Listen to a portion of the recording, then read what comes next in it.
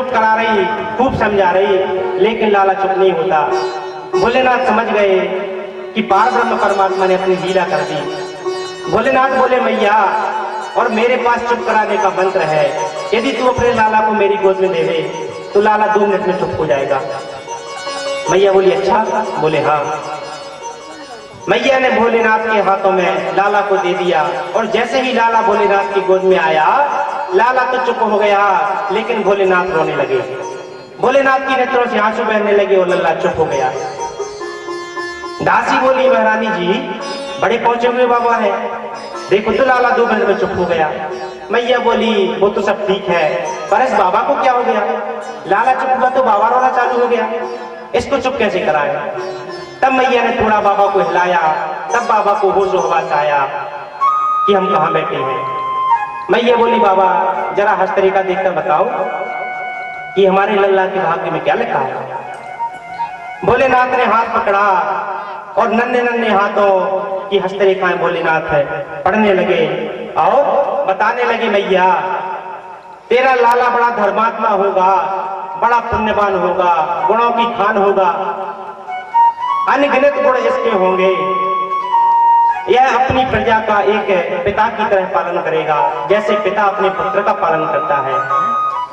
तेरे लाला के मंदिर बनाए जाएंगे, लोग तेरे लाला की कसमें खाएंगे, इतना धर्मात्मा होगा। और मैया जब तेरा लाला बड़ा होगा तो एक बाबा इसको लेने आएगा और तेरे लाला को लेकर जाएगा। मैया घबरा गई, बाबा ठीक ठीक बताओ, दक्षिणा कम पड़ रही हो तो दक्षिणा बढ़ा दूं, लेकिन थोड़े हिसाब से बताओ। बाबा बोले मैया पहले मेरी बात पूरी तो सुन मेरी बात। बाबा लेकर जाएगा तेरे लाला को और ब्याज समेत तेरे लाला को वापस करेगा, ब्याज समेत। मैया बोली क्या मतलब? भोलेनाथ बोले मैया बाबा दाढ़ी वाला आएगा, तेरे लाला को लेकर जाएगा और बहुओं के साथ तेरे लाला को वापस लेकर आएगा। मैया खुश हो गई। माताओं को अपने पुत्रों के विवाह की बड़ी खुशी होती है, पुत्रों के विवाह की बात हो जाए तो बड़ी खुश होती है, बड़ी मन में इच्छा होती है कि हमारे पुत्र का विवाह हो जाए। और जब विवाह हो जाता है तो बहू का मुंह देखने के लिए लालायत रहती है और थोड़े देर बाद बहू को गालियां देती है। माताओं की आदत रहती है। तो मैया खुश हो गई। आगे भोलेनाथ बोले मैया जब इसका राज्याभिषेक होगा, इतना बोला कि राम जी गोद में लेटे हुए थे भोलेनाथ की, और धीरे से दाढ़ी पकड़कर खींच दी और इशारा कर दिया कि बस इतना ही काफी है, अभी से हमारे वनगमन की बात कर दोगे, सारे जीवन भर मेरी माता रोएगी। तो भोलेनाथ ने अपने आप को संभाला और बोले मैया अभी तेरे लाला की हस्तरेखाएं पूरी नहीं खुली है, अभी यहीं तक इसकी हस्तरेखाएं खुली है, इसलिए इतना देखकर मैंने बता दिया। अब तो आना जाना बन गया है, बात का पता चल ही गया है, तो आते जाते रहेंगे और जैसे हस्तरेखा खुलती जाएंगी तो बताते जाएंगे। बड़ा सुंदर प्रसंग है। मैया बोली बाबा तुम क्या नजर उतारना जानते हो बच्चों की?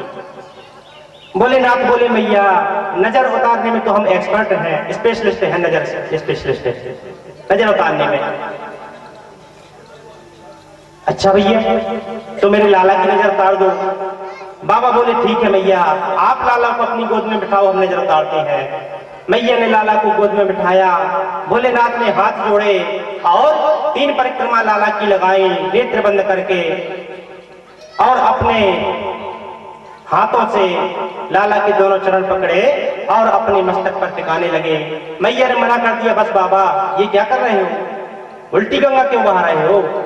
अरे आप बराबर हो, हम क्षत्रिय हैं, हम लोगों को आपके चरण स्पर्श करने चाहिए, लेकिन ये उल्टी गंगा आप हमारे लाला के चरण स्पर्श कर रहे हैं, लाला को पाप पड़ेगा।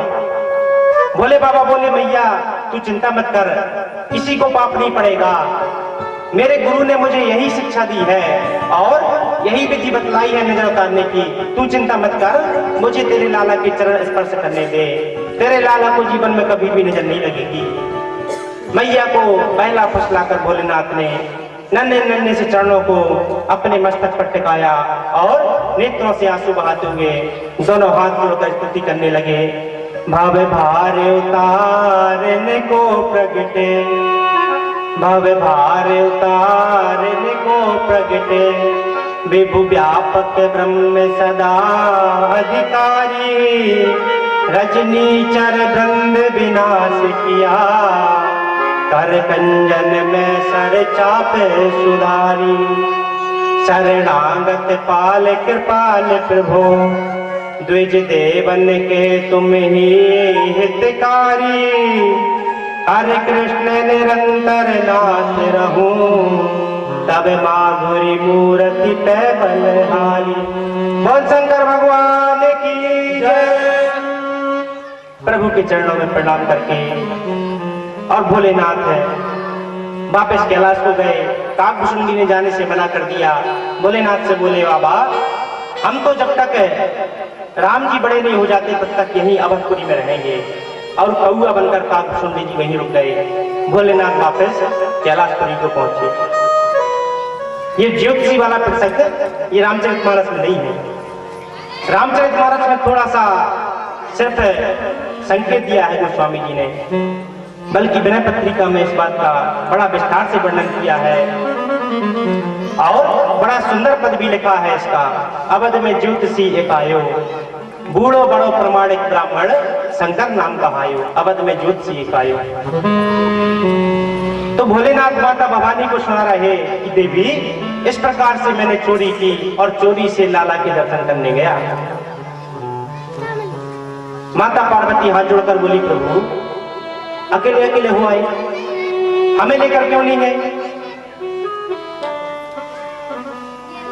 भोलेनाथ बोले, देवी एक बार तुम्हें लेकर गया था। कहां पर? कुंभज ऋषि के आश्रम में गया था और उसका परिणाम भी भली भांति हमें भोगना पड़ा। इसलिए उस दिन से मैंने कान पकड़ लिए कि कहीं भी जाऊंगा तो मैं साथ में लेकर कहीं नहीं जाऊंगा, अकेला ही जाऊंगा जहां जाऊंगा। आगे भोलेनाथ वर्णन करते हैं। एक दिन दशरथ जी महाराज गुरु वशिष्ठ जी के यहाँ पहुंचे। भगवान हमारे लाला अब थोड़े बड़े हो चुके हैं, यदि आपकी आज्ञा हो तो कोई अच्छा सा मुहूर्त देखकर उनका नामकरण संस्कार करा दिया जाए। वशिष्ठ जी तो इस बात की कब से राह देख रहे थे, कई सदियों से, कई युगों से राह देख रहे थे। क्योंकि वशिष्ठ जी जब सूर्यवंश का प्रारंभ हुआ था तब ब्रह्मा जी ने वशिष्ठ जी को सूर्यवंश का कुलगुरु बनने को कहा था, कुल पुरोहित। तो वशिष्ठ जी ने मना कर दिया था क्योंकि पुरोहिती कर्म इतना अच्छा नहीं माना जाता। पुरोहिती कर्म से ब्रह्म तेज क्षीण होता है, ऐसा कहा गया है। तो वशिष्ठ जी ने मना कर दिया। तब ब्रह्मा जी ने कहा था कि वशिष्ठ जी और तुम इस कुल के पुरोहित बनो, क्योंकि इस कुल में ही साक्षात परब्रह्म परमात्मा और मनुष्य रूप में अवतार लेंगे और तुम्हें परमात्मा का गुरु बनने का अवसर प्राप्त होगा। तो इसी लोक से वशिष्ठ जी ने उस कुल का, सूर्यवंश का कुलगुरु बनना स्वीकार किया था। तो आज वशिष्ठ जी का वह उद्देश्य पूर्ण होने जा रहा। साक्षात परमात्मा का नामकरण संस्कार करने का मौका सुअवसर वशिष्ठ जी को प्राप्त हुआ। वशिष्ठ जी से बोले दशरथ जी कि गुरुदेव कोई अच्छा सा मुहूर्त बताओ। वशिष्ठ जी बोले, राजन शुभ काम के लिए कोई मुहूर्त की आवश्यकता नहीं होती, तुम तो अभी चलो और अभी हम लाला का नामकरण संस्कार करेंगे। वशिष्ठ जी साथ आए। चारों माताएं चारों लालाओं को गोद में लेकर बैठी। वशिष्ठ जी ने ध्यान लगाया, परमात्मा की स्तुति की और तीनों माताएं चारों लालाओं को गोद में लेकर बैठी हैं। सुमित्रा मैया की गोद में 2 लाला है, कौशल्या मैया की गोद में 1 है और कैकेयी मैया की गोद में 1। वशिष्ठ जी ने ध्यान लगाया और लालाओं के नाम बताना प्रारंभ किए। वशिष्ठ जी ने सभी प्रेम से श्रवण करेंगे। इनके नाम अनेक अनुपा, इनके नाम अनेक अनुपा, मैं न पे कहा मैं समति अनु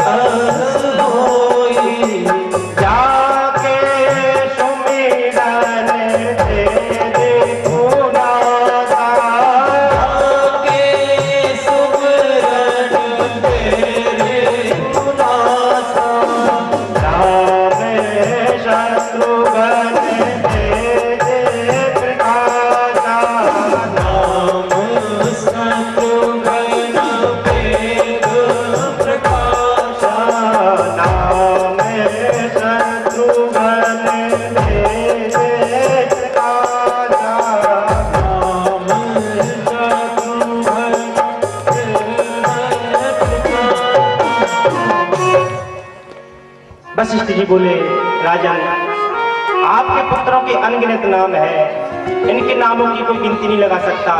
विष्णु सहस्त्र नाम, गोपाल सहस्त्र नाम, सब इन्हीं के नामों से भरे पड़े हैं। हजारों नाम है इनके, कोई इनकी गिनती नहीं लगा सकता। लेकिन फिर भी अपनी मति के अनुसार मैं कुछ नाम इनके बताता हूँ। सबसे पहले राम जी की ओर देखा और बड़े प्रेम से राम जी का नामकरण करने के लिए कौशल्या के लाला का नामकरण करते हुए बोले, जो सुख धाम राम असनामा, अखिल लोकदायक विश्रामा। यह साक्षात आनंद का सिंधु है, जो आनंद सिंधु सुख राशि। आनंद का सिंधु है, आनंद का सागर है और लोगों को सुख पहुंचाने वाला होगा, इसलिए इसका नाम हम रखते हैं राम। बोल राम लला सरकार की जय। राम नाम रख दिया। जो आनंद का धाम है, अमंगल को हरने वाला मंगल को करने वाला है। मंगल भवन अमंगलहारी, मंगल का भवन है, इसलिए इसका नाम होगा राम। दशरथ जी बोले, भगवान राम का क्या मतलब हुए? तब वशिष्ठ जी बोले, यस्मिन् रमन्ते मुनियो विद्यया ज्ञान विप्लवे, तम गुरुः प्राह रामेति रमणादामेत्यपि। राजा, इस सांवले सलोने बालक का नाम हम राम रखते हैं, क्योंकि यह ऋषियों और मुनियों के हृदय रूपी भवन में रमण करेगा। रमंती सा रामः, जो रमण करता है उसका नाम राम है। यह सारे राष्ट्र की धरोहर है राम। और दूसरे पुत्र की ओर देखा, जो कैकेयी मैया की गोद में था, उसके नामकरण करते हुए कहा, विश्व भरण पोषण कर कोई, ताकर नाम भरत सोई। तुम्हारा जो दूसरा पुत्र होगा, यह सारे संसार का भरण पोषण करेगा, इसलिए हम इसका नाम रखते हैं भरत।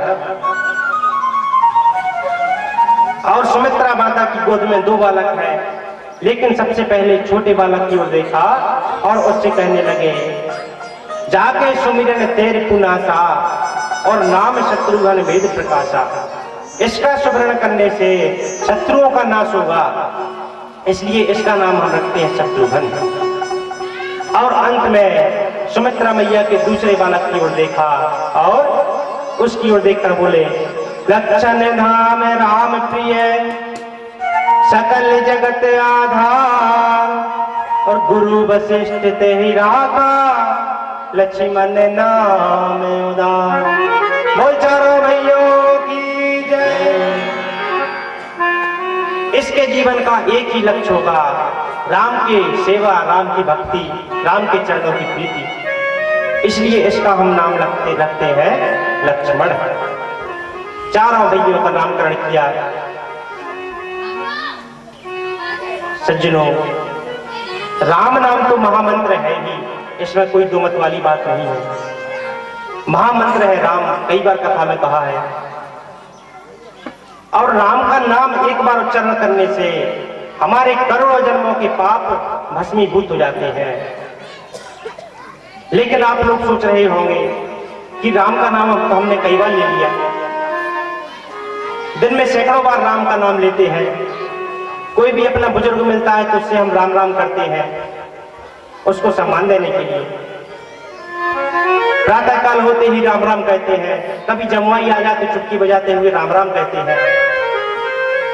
कोई हमारे ऊपर परेशानी आ जाए तो भी हम राम को स्मरण करते हैं राम। कोई हमारे घर में खुशी की बात आए, प्रसन्नता की बात आए, तो भी हम राम का ही नाम लेते हैं। हे राम तेरा लाख लाख शुक्र है। यहां तक कि जब कोई मरता है तो उसको शमशान घाट तक ले जाते हम राम राम ही कहते हैं। राम नाम सत्य है, राम नाम सत्य है। ऐसा है राम का नाम। जब कोई मरता है और उसको शमशान घाट पे ले जाते हैं तो राम नाम सत्य है हम कहते हैं। भोले बाबा ने अपना स्थान शमशान में क्यों बनाया?